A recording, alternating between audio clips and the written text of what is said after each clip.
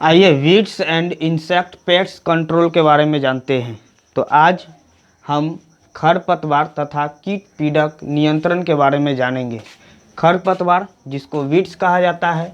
खरपतवार क्या होता है कि वह अवांछित पौधे जो खेतों में फसलों के साथ स्वतः उग जाते हैं। जब हम फसल लगाते हैं तो खेत में दूसरे फसल के अलावा जो घास उग जाते हैं वह खरपतवार कहलाता है। तो खरपतवार जो वह अवांछित पौधे होते हैं जो खेतों में फसलों के साथ स्वतः उग जाते हैं। तो खरपतवार समझ में आया होगा कि खरपतवार किसे कहते हैं। तो खरपतवार वह अवांछित पौधे हैं जो खेतों में फसलों के साथ स्वतः उग जाते हैं। तो फसलों को उपलब्ध होने वाले जो पोषक तत्व होते हैं वो जल, सूरज का प्रकाश, स्थान का उपयोग ये कर लेते हैं खरपतवार। तो फसल के उपलब्ध होने वाला जो पोषक तत्व जल, सूरज का प्रकाश और फसल का जो स्थान होता है उसको भी ये अपना लेते हैं खरपतवार को।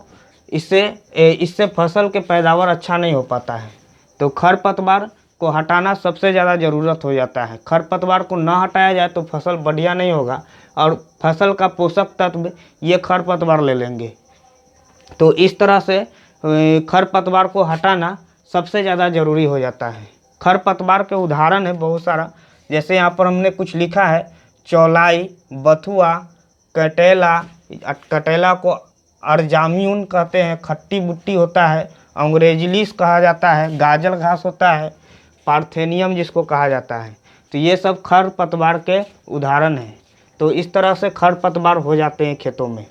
इसे खेतों से हटाना निराई यानी कि वीडिंग या केरौनी कहते हैं। कहीं कहीं इसको केरौनी कहते हैं, नहीं तो निराई कहते हैं। तो इसे खेतों से हटाना निराई या केरौनी कहा जाता है। तो खरपतवार को हटाना सबसे ज़्यादा ज़रूरी हो जाता है। ये भी फसल को बहुत नुकसान करता है। निराई होता क्या है? तो निराई होता है हाथों से खुरपी या पंजा तथा फावड़ की मदद से किया जाता है। निराई खुरपी से करते हैं या पंचा होता है तथा फावड़ से भी किया जाता है निराई।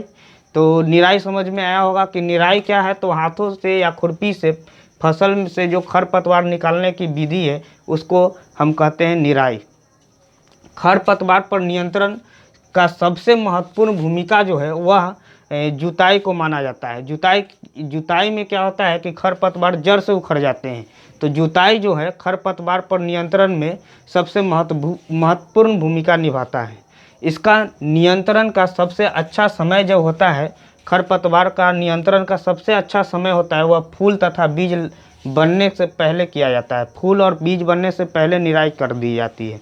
इसका और भी अन्य तरीक़ों से खरपतवार को हम नष्ट कर सकते हैं, जिसको रसायन का प्रयोग करते हैं। रसायन के प्रयोग से भी खरपतवार को हम नष्ट करते हैं। तो उस रसायन को खरपतवार नाशी कहा जाता है, वीड एसिड कहा जाता है। तो इसमें सबसे प्रमुख जो है, कुछ प्रमुख का नाम हमने लिखा है कि 2,4-D होता है, ब्यूटाक्लोर होता है, MCPA होता है। ये सब खरपतवार नाशी है। तो खरपतवार नाशी रसायन है। इसका प्रयोग न छिड़काव करके करते हैं, इसका छिड़काव तंत्र द्वारा किया जाता है। छिड़काव तंत्र द्वारा क्यारियों में इसको छींट देते हैं, जिससे कि खरपतवार नष्ट हो जाता है और फसल का कोई भी नुकसान नहीं हो पाता है। तो इस तरह से खरपतवार के बारे में समझ में आया होगा। खरपतवार तो वह अवांछित पौधे जो खेतों में फसलों के साथ उग जाते हैं अपने आप। तो उसको हटाना सबसे ज़्यादा ज़रूरी इसलिए हो जाता है क्योंकि पैदावार इससे फसलों का अच्छा नहीं हो पाता है।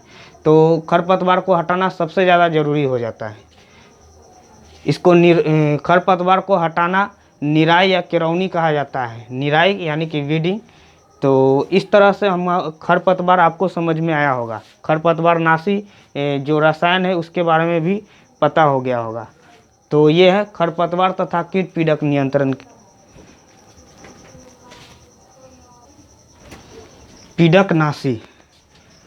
पीड़कनाशी पेस्ट एसिड। तो पेस्ट एसिड क्या है? फसलों में जो कीट पीड़क हो जाते हैं, तो फसलों में कीट पीड़क से होने वाले रोगों से बचाव करने के लिए जिन रसायनों का हम प्रयोग करते हैं उसे हम पीड़कनाशी कहते हैं, यानी पेस्ट एसिड कहते हैं। तो फसलों में कीट पीड़क से होने वाली रोगों से बचाव करने के लिए जिन रसायनों का प्रयोग किया जाए उसे पीडकनाशी कहेंगे। पीडकनाशी समझ में आया होगा। पीडकनाशी जब फसल होता है ना तो उसमें बहुत सारा कीड़ा वो लग जाते हैं, उसके पत्तों को बर्बाद कर देते हैं, फसल को बर्बाद करते हैं। तो उस पर नियंत्रण के लिए पीडकनाशी का प्रयोग करते हैं। इसमें सबसे प्रमुख पीडकनाशी जो सबसे ज़्यादा प्रमुख है वह है डीडीटी। डीडीटी का छिड़काव करते हैं। मिथाइल ब्रोमाइड ये प्रमुख है। डीडीटी, मिथाइल ब्रोमाइड इस तरह के रसायन का प्रयोग करते हैं उसके कीट पीड़क को नियंत्रण के लिए। इसे भी छिड़काव तंत्र द्वारा छिड़काव किया जाता है।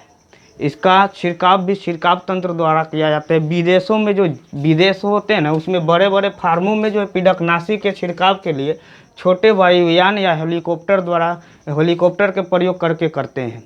तो बड़े बड़े फार्मों में यह होते हैं, विदेशों में होते हैं। छिड़काव के समय जो होता है उस समय सावधानी बरतनी पड़ती है। छिड़काव के समय अगर सावधानी नहीं बरतेंगे तो हमें भी बीमार कर देगा। कई तरह के रोग उत्पन्न हो जाएंगे हमारे अंदर भी। तो छिड़काव के समय कपड़े से नाक तथा मुंह को ढक लेना चाहिए। ऐसा करने से हम बच जाते हैं। ज़्यादा उपयोग से मिट्टी में जो पाए जाने वाले लाभदायक जीव जो होते हैं वह नष्ट हो जाते हैं। तो ये डीडीटी का भी ज़्यादा प्रयोग नहीं करना चाहिए, नहीं तो मिट्टी में जो सूक्ष्म जीव होंगे वह सब नष्ट हो जाएंगे, जो हमारे फायदे का सूक्ष्म जीव होते हैं। और वर्षा जल के साथ ज़्यादा उपयोग से यह भी होता है कि यह वर्षा जल के साथ घुल करके पास के जलाशयों को तथा नदियों को प्रदूषित कर देते हैं। पास में नदी या जलाशय है तो उसको प्रदूषित कर देंगे और उससे जो उसमें जो भी काम होता है तो वह हानिकारक हो जाएगा हमारे लिए। और बाज़ार में मिलने वाले फल, अनाजों तथा सब्जियां जो होती है वह प्रायः पीडकनाशी की परत के जमी होती है उस पर, इसलिए उसे धोकर खाना चाहिए। तो फल और सब्जियों को धोकर खाने का सबसे बड़ा वजह है कि उसके ऊपर पीडकनाशी जो होता है वह जमा हो जाता है। तो इसलिए फल और सब्जी को बाज़ार में लाते हैं बाज़ार से, तो उसको उपयोग में लाने से पहले हम उसको धो लेंगे। तो इस तरह फल और सब्जियों को क्यों धोया जाता है और ये पीडकनाशी क्या होता है, पीडकनाशी का प्रयोग क्यों होता है, समझ में आ गया होगा। तो खरपतवार तथा कीट पीडक नियंत्रण अच्छा से समझ में आ गया होगा।